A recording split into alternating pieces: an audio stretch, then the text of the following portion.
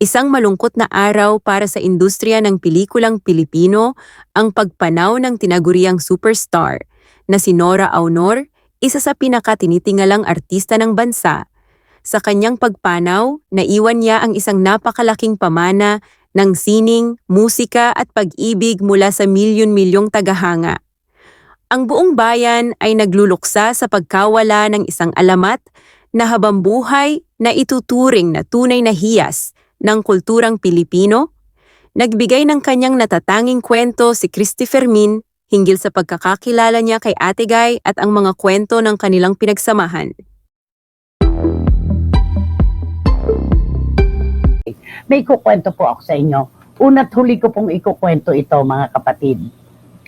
Taong 2012, pagdating ni Nora Aunor dito sa Pilipinas, ang TV5 po ang mapalad na network na nakapagpapirma sa kanya ng kontrata. Dito talaga siya sa TV5. Nag-interviewan kami, masaya kami. Pagkatapos ng ilang buwan, tinawagan po niya ang mga ekutibo ng aming istasyon, itong TV5. Pinapatanggal po niya ang lahat ng programa ko. 3 programa sa telebisyon at 1 programa sa radyo. Pero hindi po nagkaroon ng 100% na pagtanggap ang mga kinausap niya dahil ang kanilang katwiran, baka naman maaari nyo pang pag-usapan kung ano man yung galit mo sa kanya. Ang dahilan daw po, sabi ni Nora, at alam ito ni Tito Noel Ferrer, kung bakit niya pinatatanggal ang aking mga programa. Noong 1982 daw po, 39 years after, noong 1982 daw po, ay ibinline the item ko raw si John Rendez. Nasaktan daw si John Rendez. Naalala nila yon, halos 40 years na. Ngayon, isinawalang hibo ko yon, pero may 3 tao ako na pinagsumbungan ng aking emosyon. Una, si Ate V. Ikinuwento ko kay Ate V. Ano ang sabi ni Ate V? Ate Christy, isang araw magkikita ulit kayo at magiging maayos ang lahat. Hindi siya yung klase na, ay nako, bakit naman ganon? Ba't naman ganyan? Nuranyan ka pa naman. Walang ganon na lumabas kay Governor Vilma. Ang sabi niya, isang araw, magkikita rin kayo at magkakasundo kayo. Pangalawa, si Sharon Cuneta, magkakalamitan kami ni Shawi noon. Ganon din ang kanyang sabi. Nalulungkot siya, pero alam niya, isang araw, ang liit ng showbiz, nanay, sabi niya. Maliit lang ng showbiz, naku, tayo rin na nagkikita. Ano yan, di ba? At mga anak ko, ang nakakaalam niyan, hindi ako kumibo. Talagang, kung ayaw niya sa akin, ganun talaga yun di ba? Pero siyang dinaramdam, pinagbigyan ko.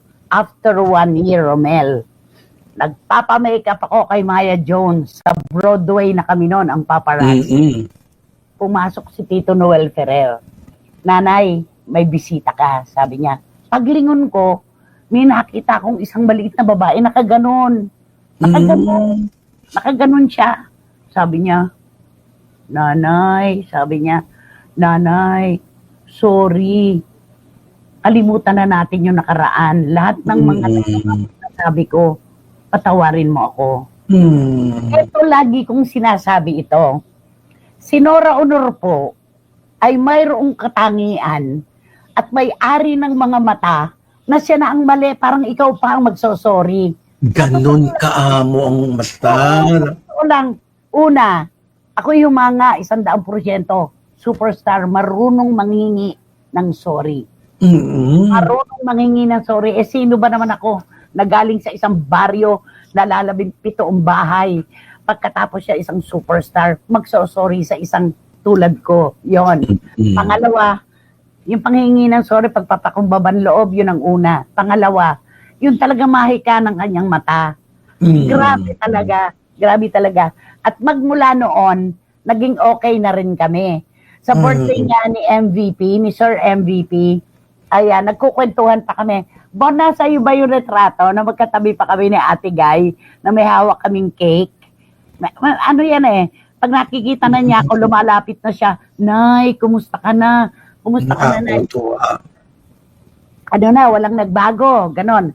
Nandun ako sa veranda. Alam mo na kung ano yung ginagawa ko doon, sa veranda, dahil hindi ko naman pwedeng gawin sa loob yung ginagawa ko. sumunod siya. Sumunod siya. Ang sabi niya, Nay, pahingi naman na isa. Ayun na. Ayun na. Nay, pahingi naman na isa. Uy, bakit? Sabi ko, pahingi na isa, kwentuhan tayo. Umupo siya sa gutter ng beranda, ano kaming dalawa. Doon niya ikinuwento sa akin. Yung, alam mo ba, Nay, nung nasa Amerika kami, alam mo kung bakit ako nasaktan? Si John Rendes lang talaga ang din ang iwan sa akin. Wala na ngayon. One night, ang taas ng lagnat ko, nagchichill ako, sabi niya. Nagchichill ako, wala akong gamot, sabi niya ganon. Alam mo, sabi niya, lumabas ng bahay namin si John, sa inuupahan nilang bahay. Lumabas si John, pagkalamig-lamig ng klima. Ibinili siya ng gamot at pag-uwi niya, Nay, may dala-dala pa siyang napakainit na noodles. Sa akin, para daw bumaba yung akin temperatura. Ganon ko siya pinahahalagahan. Kasi masyado niya akong pinahahalagahan din. Yun, mga kwentuhan, marami yan, maraming kwento yan. Maraming kwento. At ako naman, mula noon, hindi kami ganong nagkikita sa mga ano lang ng TV5. Sa mga ano lang. Pero okasyon. Oo, wala na yun, tapos na yun. Tinanong nga ako ni Idol Lord nung humihirabang ko ng footage ng wasak. Nay, may isa muna ako itatanong sa iyo. Nagkaayos ba kayo ni Ate Guy? Oo, anak, sabi ko. Eto yon yung birthday ni Sir MVP yan. Na kumakain kami ng cake. Yan yung sinundan niya ako. Di ba? Jujuba pa namin. Ay, nako.